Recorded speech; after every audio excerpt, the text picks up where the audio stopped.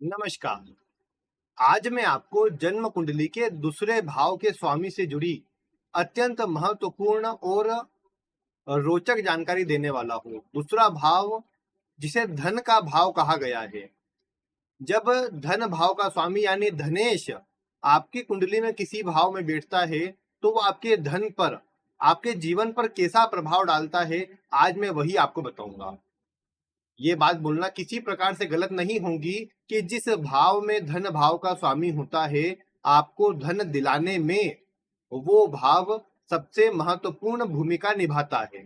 और अगर आप उस भाव को अपने पक्ष में रखते हैं, उस भाव को जोड़ कर रखते हैं, तो आप अपने जीवन में अच्छी मात्रा में धन, अच्छी मात्रा में सुख संपदा हासिल कर पाते हैं।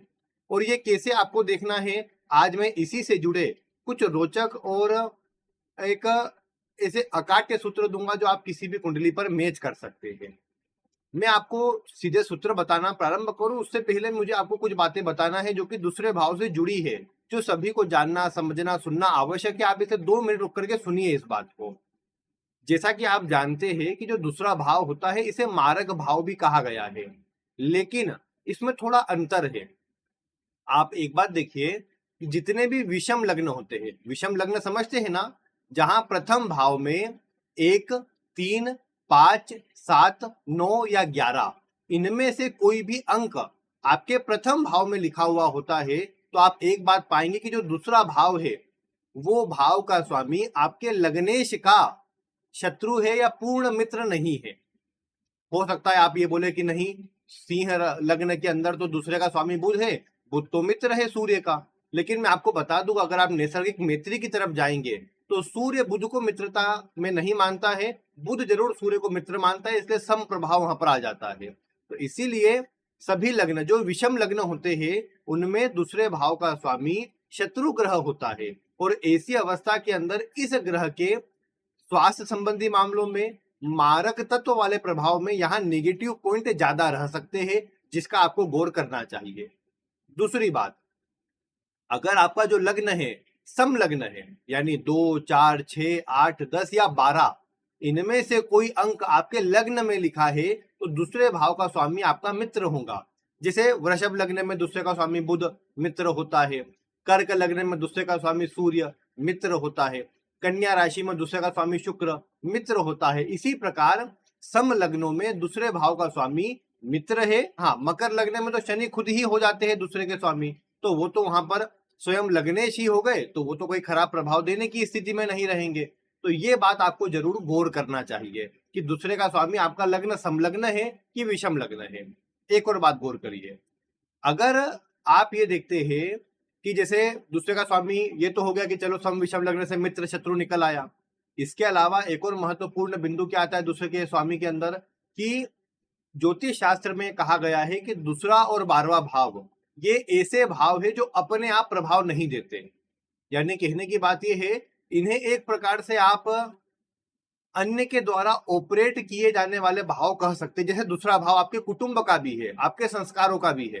अब आपके संस्कार, आपके कुटुंब की स्थिति आपके हाथ में नहीं है। ध्यान रखिए, आपको कैसा कुटुंब मिला है, आप संघर्ष को लेकर के जन्मे हैं या आप एक सोने की चम्मच लेकर जन्मे हैं कि आपको सब सुख सुविधा मिल गई, तो ये आपके हाथ में नहीं है। आपको ऐसा परिवार मिला जो बहुत सम्मानित है, मान सम्मान प्रतिष्ठा बहुत ज्यादा है, तो ये आपके हाथ में नहीं है कि आप बोले नहीं, ये मेरा कंट्रोल था इस पर और मैं यहाँ पर आया हूँ। ये आपके हाथ में नहीं है। आपको जो संस्कार मिलेंगे आपके घर परिवार से, आपके वातावरण से, आपके जो लोग आपके साथ में जुड़ेंगे उनसे, वो कैसे संस्कार मिलेंगे, कैसे संस्कारों को आप एडॉप्ट करेंगे, ये भी आपके हाथ में नहीं है। आपको कैसी परिस्थितियां मिलती है, कैसे लोगों से आप जुड़ जाते हैं, कैसी संगति आपकी हो जाती है, यही आपके संस्कारों को दर्शाती है। और इसलिए जब आप बोलते हैं ना, मैं बोलूं कि बोलना व्यक्ति के हाथ में नहीं है कि वो क्या बोल रहा है, बोलना हमेशा उसके संस्कारों से आता है। आप जब कुछ बोल रहे होते हैं तो उसी से ये जज होता है कि आपके संस्कार किस प्रकार के घर परिवार से आप आते हैं। इसीलिए कई बार आप सुनते होंगे, आपने देखा होगा कुछ, अगर कोई व्यक्ति अच्छा बोल रहा है तो कितने बढ़िया संस्कार दिए इसको, तो कितनी अच्छी बातें ये बोलता है, तो उसमें घर परिवार का नाम जोड़कर देखा जाता है कि ये व्यक्ति जो बोल रहा है उससे। इसीलिए एक बात ध्यान रखिए, दूसरे का स्वामी जिस स्थिति में बैठा हुआ रहेगा और दूसरे भाव में जिस तरह के ग्रह बैठे हुए होंगे, वही इस बात को निर्धारित करेंगे कि आपकी वाणी, आपका मान सम्मान, आपका अन्य से तालमेल आदि किस प्रकार का रहेगा, या फिर मैं ये बोलूं कि आपके जीवन में आपके संस्कार किस प्रकार के रहेंगे। तो ये वाली बातों का आपको गौर जरूर से करना है। और इन बातों पर, क्योंकि आपका खान पान भी दूसरा भाव है, अब खान पान जब दूसरा भाव है तो सीधी सी बात है कि अगर कोई ने खान पान में आपको ऐसा तो रोक नहीं लगाया कि नहीं ये आपको मतलब नहीं खाना है या ये आपको खाना है। मतलब अगर मैंने तो ये देखा ना कि देखो, एक ब्राह्मण परिवार में जन्म लेने वाला व्यक्ति भी आज के समय पर तो मांसाहार मद्यपान का सेवन कर रहा है और बड़ी मात्रा में कर रहा है। तो ये तो नहीं बोल सकता मैं कि नहीं वो तो चलो ब्राह्मण हो गए तो वो ऐसे काम नहीं करेंगे। यहाँ तक कि आपने सुना होगा कि मंदिर के अभी बीच में ही 1 डेढ़ 2 महीने की बात है पहले की, कहीं का तो आया था ऐसी न्यूज की मंदिर के पुजारी स्वयं मांस मतलब खाते हुए मतलब पकड़े गए, तो फिर लोगों ने उनको मारा है और फिर वहां से मतलब मंदिर से उनको निकाल दिया। तो अब मैं तो ये बोलूं कि अब आप ये सोचेंगे नहीं पुजारी जैसा व्यक्ति तो क्यों अगर इस तरह के सेवन करेगा, लेकिन वो भी कर रहा है। तो इसलिए ये नहीं बोल सकता मैं कि खान पान, तो खान पान भी जो है वो आपके मतलब आसपास के वातावरण से, आपके स्वयं के स्वभावों से कहीं ना कहीं निकल के आता है। और अगर दूसरे का स्वामी अच्छा है तो क्या खान पान, एक बोलने का तरीका, अन्य से लोगों से कनेक्ट होने का तरीका, कुटुंब का प्रभाव, मान सम्मान सब अच्छा देखने को मिलेगा। और सीधी सी बात है ना, देखो आज के समय पे मैं ये बोलूं कि जैसे धन अच्छा है तो मैं बोलूं आपका मान सम्मान है, तो ये बात कहीं गलत तो नहीं है।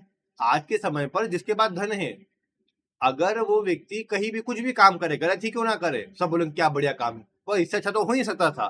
आपने जो करा वही अच्छा है, मतलब 4 लोग उसमें तारीफ करने आ जाएंगे, कोई भी ये नहीं बोलेगा कि नहीं आपने गलत किया या ऐसा नहीं करना था, क्योंकि धनवान है। अब धनवान व्यक्ति को कोई क्या गलत बोलेगा। आप जैसे अब ये मतलब ये तो चलो बड़ा उदाहरण हो जाएगा, लेकिन मान के चलो जैसे मुकेश अंबानी अमीर व्यक्ति है, वो कोई भी चीज कर ले, किसी भी काम को करे, किसी भी तरीके से करे, वो ट्रेंड बन जाएगा। बल्कि कि देखो अमीर व्यक्ति ने करा हो भाई, ये तो करना चाहिए। हम मुझे इस बात में हंसी आती है कि वो एक ऐसी रील आई, बोले आप गरीब क्यों, पता है आप भगवान की पूजा, आप यूं हाथ जोड़ते हो भगवान की पूजा में। वो उनमें मुकेश अंबानी की रील आई, वो यूं यूं करके मतलब यूं हाथ हिला रहे हो, यूं करके पूजा कर रहे हैं। तो बोले देखो अमीर होने के लिए आपको ऐसी पूजा करनी पड़ेगी। तो अब मतलब कुछ भी जोड़ सकते हैं ना लोग। तो कहने की बात बस यही है कि मतलब अमीर व्यक्ति कुछ करेगा तो बोलेगा हाँ ये तो ट्रेंड है, ये तो अरे ये तो तुमको क्या पता, ये तो बड़े लोग करते हैं, तुमको क्या आता है। तो ऐसी बात कहीं ना कहीं बोलने लग जाएगा। तो इसलिए कहने की बात क्या है कि जब भी आप ये देखते हैं कि अगर धन है व्यक्ति के पास तो मान सम्मान सब पीछे पीछे आ जाता है। तो ये बात तो मतलब साथ में आपको जोड़ के देखना ही चाहिए। अब चलो ये तो कुछ बातें हो गई, अब बहुत सारे बोलेंगे कि चलो फालतू की बात कर रहे हैं, मैं आपको सीधे विषय पर लेकर चलता हूँ, सूत्र बताता हूँ। छोटे छोटे सूत्र है, हालांकि देखो अन्य राशि से, और मैंने बताया ना कि इस भाव में बैठे ग्रह बहुत ज्यादा परिवर्तन ले आते हैं। ये भाव ऐसा नहीं कि जिसका मैं बोल दूं कि ना ये बैठा है तो ये आपको यही मिलेगा। ये भाव स्वयं निर्धारित नहीं होता है कैसा प्रभाव देगा, लग्न की स्थिति के अनुसार और बाकी अवस्था के अनुसार निर्धारित होता है कैसा प्रभाव देगा। तो अब एक बात समझिए कि पहला सूत्र समझिए कि जैसे मैंने बताया आपको, दूसरे भाव का स्वामी जहां बैठेगा वहीं से आपको धन आएगा। मैं इससे समझाता हूं, जैसे दूसरे का स्वामी लग्न में बैठा, लग्न में बैठा तो लग्न आपका शरीर है, आपका व्यक्तित्व है। आपको खुद से आपकी बुद्धि, आपकी राशि जो भी हो लग्न में, उससे जुड़कर आप जब काम करेंगे तो आपको धन मिलेगा। मान लो वृषभ राशि ही लग्न में है तो आपकी वाणी, आपका चेहरा, आपका बोलने का तरीका, आपके कुटुंब का प्रभाव आपको धन दिलाने का काम करेगा। नहीं तो लग्न है तो फिजिकल स्थिति आपकी, एक शारीरिक गठन आदि की जो स्थितियां है, ये आपको धन दिलाएगा। आपका खुद के जो फेस वैल्यू है, खुद की जो आपकी एक आत्मविश्वास है, वही आपको धन दिलाएगा। दूसरे का स्वामी दूसरे में ही बैठ जाए तो कुटुंब, वाणी, खान पान, आपका चेहरा, आपके बोलने का तरीका, यही आपको धन दिलाएगा। ये बात समझना चाहिए। तीसरा भाव जो है वो आपके लोगों से कम्युनिकेशन का है, लोगों से जुड़ने का है, आपके छोटी यात्राओं का है, हॉबी का है। अगर आप अपने काम के अंदर किसी हॉबी को जोड़कर रखें तो आपको लाभ मिलेगा।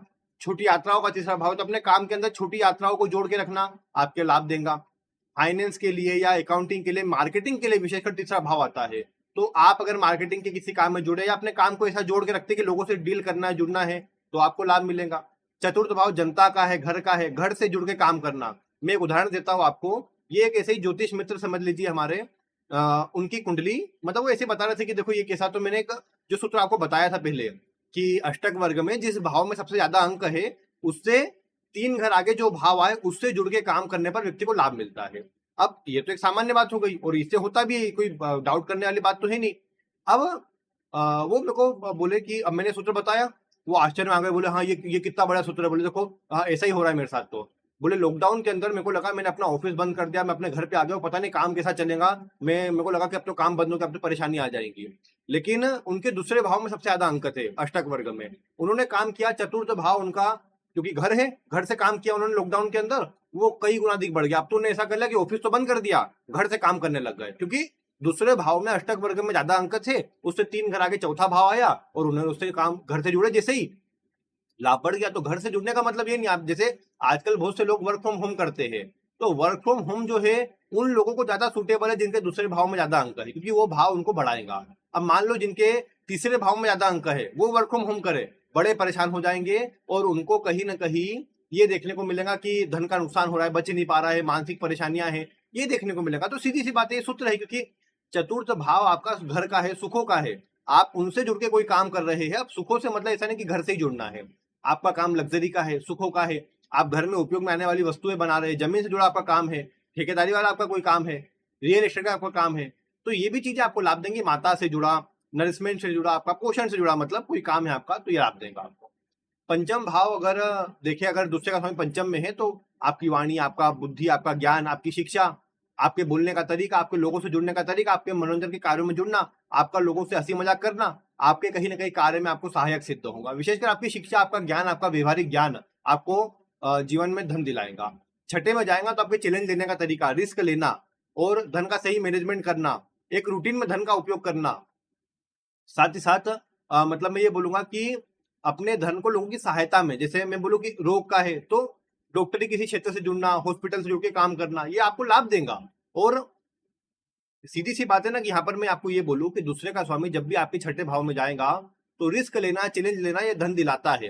हाँ, अब मैं बोलूं कि आप दूसरे का स्वामी पीड़ित है, पूरी तरीके से खराब स्थिति में है, और आप बोले मैं तो रिस्क लिया और मेरे को तो नुकसान हो गया, तो ये बात तो आपको थोड़ा लगाना है कि दूसरा स्वभाव कैसा है, दशा कैसी है, ये कैसे जा रहा है, फिर आगे बढ़ता है। लेकिन हाँ, छठा भाव जो है चैलेंज का है, चैलेंज उठा करके लाभ मिलेगा। सेवा देना, सेवा करना, मतलब जैसे आप खुद का काम भी करें ना, एक सेवक की तरह, नौकर की तरह काम करे और दूसरों की सहायता करे। छठा भाव सेवा का है, नौकरी का है, तो इसलिए नौकरी करना, दूसरों के अंडर में रहकर काम करना, ये अच्छा लाभ देता है यहाँ पर। मतलब दूसरों को समर्पित करके दूसरों के लिए काम करना, वो वाली बात यहाँ पर ज्यादा अच्छी है। सप्तम में अगर हो तो सप्तम भाव व्यापार का है, पार्टनरशिप का है, लोगों से जुड़ के काम करना, विपरीत का सम्मान करके काम करना, विपरीत से जुड़ के काम करना, विवाह आदि से जुड़े काम करना, कोई फंक्शन ऑर्गेनाइज करना, उनसे जुड़े कोई काम करना, ये आपको लाभ देता है। दूसरे का स्वामी सप्तम भाव में हो तो ऐसे व्यक्ति को चाहिए कि अपने जीवन काल में मतलब कोई भी पार्टी फंक्शन होते हैं तो उनमें जाकर अपना योगदान दे, अपनी हिस्सेदारी दिखाए, तो उससे अच्छा लाभ होता है ऐसे व्यक्ति को। तो ये बात यहाँ पर कहीं ना कहीं देखने को मिलेगी। दूसरे का स्वामी आठवें में हो तो ब्याज के काम से, हालांकि उसमें नुकसान भी होता है, लेकिन कई बार पैसा फंस जाता है क्योंकि, लेकिन ब्याज के कार्यों से, इसके अलावा मैं कहूँ कि जमीन के अंदर से निकलने वाली वस्तुओं से, कोई रिसर्च वाले कार्यों से, ओकल्ट साइंस के विषयों से, ज्योतिष, हस्तरेखा या और टेरो कार्ड वगैरह जितने हीलिंग वगैरह के काम, उनमें, डॉक्टरी के क्षेत्र में, सर्जरी के क्षेत्र में, या मैं कहूँ कि आईटी फील्ड में कोई, अगर आप कोडिंग वगैरह का काम करते हैं, कोई ऐप डेवलपमेंट का काम करते हैं, या आप टेक्स से या लॉ से जुड़े हुए हैं, तो इन क्षेत्रों से आपको बहुत लाभ होगा और ये चीजें आपको लाभ देंगी। जुडिशरी वाली लाइन भी यहाँ पर अच्छी रहती है, अष्टम भाव जज आदि के लिए देखा, क्योंकि लॉ वाली लाइन हो गई ना, तो उनमें जुड़ना आपको अच्छा रहता है। तो ये कार्य आपको ऐसे है जो लाभ देंगे। यहाँ पर विशेष रूप से आप कुछ भी ना करें ना, कोई भी काम करते हो, आपको चाहिए कि आप जुड़ जाए आपके मंत्र, ध्यान, साधना, कोई भी एक देवी देवता को पकड़े, उनकी जितनी हो सके साधना करे, अष्टम भाव साधना का है, उससे आपको लाभ मिलेगा। नीम मंत्र जाप आदि कर सके, मेडिटेशन, ध्यान, योगा, प्राणायाम करना, ये आपको लाभ देगा और आप करके देखिए रूटीन में, बहुत बढ़िया प्रभाव मिलेगा आपको। दूसरे का स्वामी नवम में हो तो नवम भाव जो होता है आपका भाग्य का होता है, भाग्य से धन मिलता है। नवम भाव आपके पिता का होता है, पिता से कई बार धन मिलता है। नवम भाव धर्म का होता है, धर्म से धन मिलता है, धार्मिक कार्य से जुड़े रहने पर धन मिलता है, लोगों को सहायता करने से, परोपकार करने से धन मिलता है, गुरु की आज्ञा मानने से, गुरुजनों को पूजने से, गुरु से बातें पूछकर काम करने से आपको धन मिलता है और ये धन आपको जीवन काल में उन्नति, मान सम्मान, तरक्की देता है। ईमानदारी से कमाया गया धन लाभ देता है अगर दूसरे का स्वामी नवम में हो, तो ये अच्छे धन का योग है अगर दूसरे का स्वामी नवम में, और अगर नवम का स्वामी बलवान हो जाए या दूसरे से या नवम से कनेक्शन बना ले तो और अच्छा प्रभाव देखने को मिलता है। अगर आप ये देखते हैं दूसरे का स्वामी दशम में है तो अपने कर्मों से व्यक्ति अपने करियर के अंदर काम करता है, समाज सेवा करता है, समाज के लिए काम करता है, उससे व्यक्ति को धन मिलता है। कार्य क्षेत्र पे उसकी पहचान, उसकी फेस वैल्यू, उसकी वाणी, उसका बोलने का तरीका, काम करने का तरीका एक पहचान बनाता है और उस पहचान से व्यक्ति धन कमाता है। दूसरे का स्वामी 11वें भाव में हो तो व्यक्ति को ग्रुप बनाने से, सर्कल में जुड़ने से, लोगों से डील करने में, लोगों को अपने साथ जोड़ने में, फ्रेंड सर्कल से, अपनी इच्छाओं को पूरा करने पर ध्यान देने से, यात्राएं करने से, व्यक्ति को धन का लाभ होता है। चीटिंग से बचना चाहिए बस। ये एक धनी योग है, मतलब महाधनी योग का प्रभाव देता है ये, लेकिन अच्छा हो 11वें का स्वामी तो ज्यादा प्रभाव देखने को मिलेगा। और बाकी ये लगातार धन देते रहता है व्यक्ति को, तो ये भी अच्छा योग है। एक से ज्यादा मार्ग से देता है। बल्कि दूसरे का स्वामी 12वें में हो तो खर्च लगातार होता है वैसे, लेकिन अगर व्यक्ति विदेश से जुड़ जाए, फॉरेन से जुड़ के काम करे, व्यक्ति अगर अपने जीवन काल में ये कोशिश करे कि लोगों की सहायता, एनजीओ, हॉस्पिटल आदि में जो काम करना है उनकी सहायता करना, उनके लिए सोचना है, उनके लिए दान करना है, तो व्यक्ति को बहुत लाभ होता है। अब राशि अनुसार भी दान कर सकता है। जैसे मान लो सिंह राशि है, तो कहीं पर ऐसा हो कि जो मतलब जैसे बच्चों के मतलब जन्म के समय पर ऑपरेशन वगैरह जो होते हैं उनके लिए दान कर दे कहीं पर, या गरीब बच्चों से जुड़ा कोई होता हो तो वहां पर, या सिंह राशि तो सरकारी कोई संस्था हो, सरकारी हॉस्पिटल वगैरह हो, वहां पर दान कर दे। तो अब जैसे आजकल तो ऐसे बहुत से गवर्नमेंट ने भी ऐसे बहुत से मतलब अपने वो बना रखे हैं अकाउंट वगैरह कि आप इसमें सहायता करिए, मतलब सीएम केयर फंड या पीएम केयर फंड इस नाम से, कि लोगों की सहायता के लिए वो दान करते हैं। तो ऐसे आपको दान करना चाहिए। और राशि अनुसार भी आप कर सकते हैं कि किस चीज पर किया जाए, तो वो आप देख सकते हैं। लेकिन दान करना, परोपकार करना, सेवा भाव से जुड़ना, विदेश से जुड़ना, हॉस्पिटल के काम करना, ये सब आपको लाभ देगा, धन दिलाएगा आपको। तो दूसरे का स्वामी जहां पर है वहां से धन मिलेगा, आपको शिकायत न रहे, इसलिए सारे भावों में इकट्ठा मैंने एक साथ पहले बता दिया। अब बाकी सूत्रों को मैं आपको एक ऊपर ऊपर तरीके से बता रहा हूँ, लेकिन उनको भी समझिए। दूसरा भाव मारक है। इस भाव का स्वामी जिस भाव में जाता है वहां से जुड़े अंगों में आपको रोग होने की संभावना प्रबल होती है। जैसे लग्न में हो तो माइग्रेन, सर दर्द, माथे में रोग, हेडक या सिर दर्द वगैरह की समस्या आपको ज्यादा रह सकती है। आंखों में कई बार प्रॉब्लम, क्योंकि ऊपरी भाग में शरीर के। अगर दूसरे भाव में होगा तो चेहरे पे कई बार अगर दूसरे का स्वामी दूसरे में ही खराब हो जाए, चेहरे पे पिंपल वगैरह, चेहरे में परेशानी या चेहरे पे कोई रोग वगैरह होने की संभावना। तीसरा भाव तो मुंह में, गले में आपको रोग हो सकते हैं। चतुर्थ में होने पर चेस्ट में, पंचम में पेट में, छठे में पेट के निचला भाग, सप्तम में आने पर थोड़ा गुप्तांगों के आसपास का भाग, गुप्तांगों से थोड़ा ऊपरी भाग, पीठ वाला भाग, अष्टम में जाने पर गुप्तांग, नवम में आने पर आपके जांग वाला भाग, दशम में आपके घुटने, उसके 11वें में आने पर उसके निचला भाग, और 12वें में आपका पैर वाला भाग। तो ये चीजें आपकी आ गई 12 भावों में। तो दूसरे का स्वामी जिस भाव में है, राशि भी जोड़ सकते हैं। काल पुरुष की जो राशि बन रही हो, जैसे मान लो लग्न में ग्रह बैठा है, लेकिन बैठा है तीसरे नंबर पे, बस 3 राशि पर बैठा है, तो माथे में हो सकता है, गले में हो सकता है। तो ये चीजें आपको रोक दे सकती है कि दूसरे का स्वामी अब हमेशा नहीं देंगी, दशा अंतर दशा में और खराब ग्रह के प्रभाव में आने पर देंगी। और जब शनि का गोचर होगा फिर इस दूसरे भाव के स्वामी से, तब परेशानी देंगी। तो ये बात आपको ध्यान रखना है। तो ये बात हो गई। दूसरे का स्वामी जिस भाव में है, जिस राशि में है, उससे जुड़े अंगों में समय आदि के अनुसार आपको रोग होने की संभावना प्रबल रहेगी। ये बात आपको ध्यान रखना चाहिए। अब इसके अलावा दूसरे का स्वामी जो है वो आपके जीवन में आपके चूंकि ये भी दर्शाता है ना आपको कितना धन मिलेगा। तो अगर मान लो दूसरे का स्वामी अच्छी स्थिति में बैठा है, अच्छे भाव में बैठा है। अब दूसरे के स्वामी के लिए अच्छे भाव कौन कौन से? अगर तो ये लग्नेश का मित्र है, मतलब सम लग्न है, तो सम लग्नों में पहले, दूसरे, चौथे, पांचवे, 9वें, 10वें और 11वें, इन भावों में अगर बैठा हुआ है तो आपको ज्यादा अच्छे परिणाम देखने को मिलेंगे। अगर लग्नेश का मित्र नहीं है तो भले थोड़ी परेशानी के साथ में, लेकिन दूसरे का स्वामी दूसरे, तीसरे, छठे, 10वें और 11वें इन भावों में अगर बैठेगा तो लग्नेश का शत्रु होने के बाद भी अपने अच्छे परिणाम देगा। अब शत्रु होने पर क्यों मैं बोल रहा हूँ कि इन भावों में, क्योंकि शत्रु होने पर अगर लग्न पंचम नव में बैठ गया तो ये आपकी स्थिति में आपको रोग आदि अधिक प्रदान करेगा। आपको संतान में परेशानी दे सकता है, मान सम्मान कमाने में परेशानी दे सकता है। ये बात आ जाएंगे अगर लग्नेश का शत्रु है तो। अगर 2, 6, 10 में बैठा है अगर शत्रु होकर के, तो ऐसी अवस्था के अंदर धन को लेकर के अच्छा है, लेकिन यही भी स्वास्थ्य के लिए खराब है। या आपको कोई ना कोई रोग, या घर में किसी के स्वास्थ्य पर खर्च लगातार करवाता रहेगा, अन्य से विवाद करवाता रहेगा। 3, 7, 11 में तो लोगों से जुड़ने के लिए अच्छा ही है कि लोगों से आप जुड़ पाएंगे, लोगों से कनेक्ट कर पाएंगे। लेकिन ये भी किस प्रकार से खराब है कि आपको व्यर्थ की चीजों में लगाएगा। आकस्मिक लाभ वाले क्षेत्रों में आप रुचि लेंगे, कहीं पर भी धन लगा देंगे, वो धन फंस जाएगा, डूब जाएगा, नहीं मिलेगा। ऐसी बातें देखने को मिलेंगी। अगर 4, 8, 12 में है तो कहीं ना कहीं आप देखेंगे कि दूसरे का स्वामी 4, 8, 12 में चले जाएगा, तो आप धन कम बचा पाएंगे। परोपकार में, लोगों की सहायता में, कुटुंब के लिए सोचने में, कुटुंब के लिए करने में, अपने करीबियों के लिए करने में आपका धन खर्च हो जाएगा, तो धन बच नहीं पाएगा इसी अवस्था के अंदर। ये बात आपको कहीं ना कहीं देखने को मिलेंगी। तो इसलिए दूसरे का स्वामी जहां पर है, अगर मित्र है, शत्रु है, उससे जुड़े प्रभाव जरूर देखने को मिलते हैं। ये दूसरा भाव वाणी का है। आपकी वाणी कैसी होंगी आपको जानना है। अगर आप देखें दूसरे का स्वामी 1, 5, 9 इन भाव में बैठा है, या राशि ले सकते हैं आप इसे, लेकिन भाव पहले ले लीजिए। कि दूसरे का स्वामी पहले 5वें 9वें में है, ये एनर्जी वाले भाव है, अग्नि तत्व के भाव है।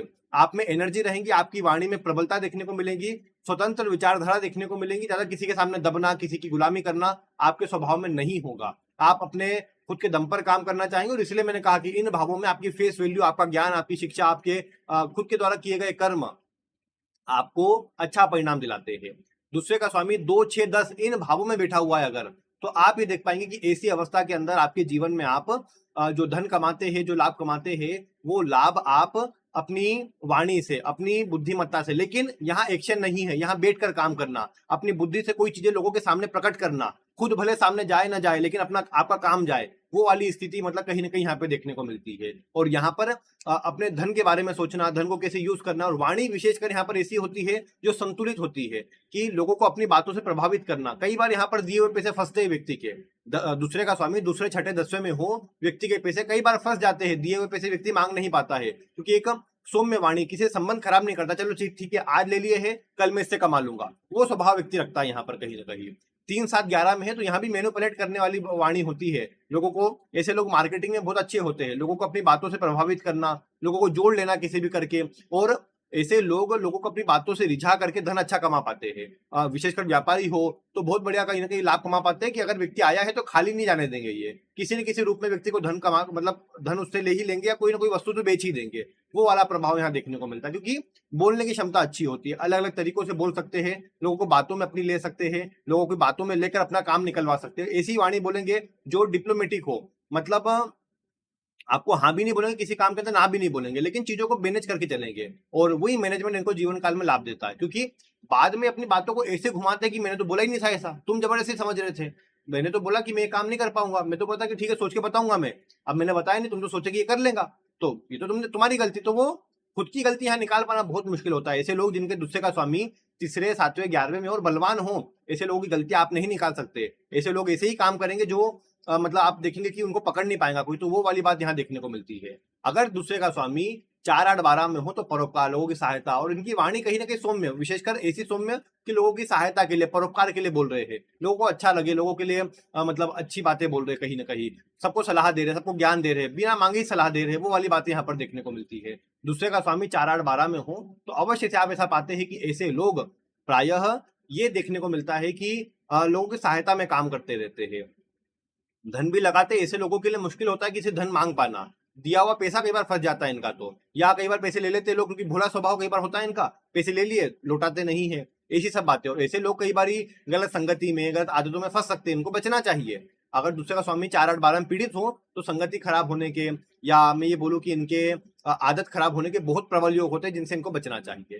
तो ये वाली जो स्थितियां है ना, ये देखने को मिलती है आपकी दूसरे का स्वामी अलग अलग भावों में है तो क्या प्रभाव होता है उससे जुड़ी। अब वैसे तो और भी सूत्र जोड़े जा सकते हैं दूसरे भाव से जुड़े हुए, लेकिन राशि से जोड़े जा सकते हैं कि जैसे वाणी बोलने का है तो राशि किस प्रकार की है, जैसे मेष राशि हुई तो जोश में बोलेगा, जल्दीबाजी में बोलेगा, उग्रता से बोलेगा, वो वाली बातें आप जोड़ सकते हैं। तो ये वाली बातें भी आप राशि अनुसार विचार करिएगा, या कभी मैं और बताऊंगा आपको, लेकिन उन वीडियो को देखने के लिए आप चैनल से जुड़े रहिएगा। फिर अब आज की वीडियो में तो इतना ही।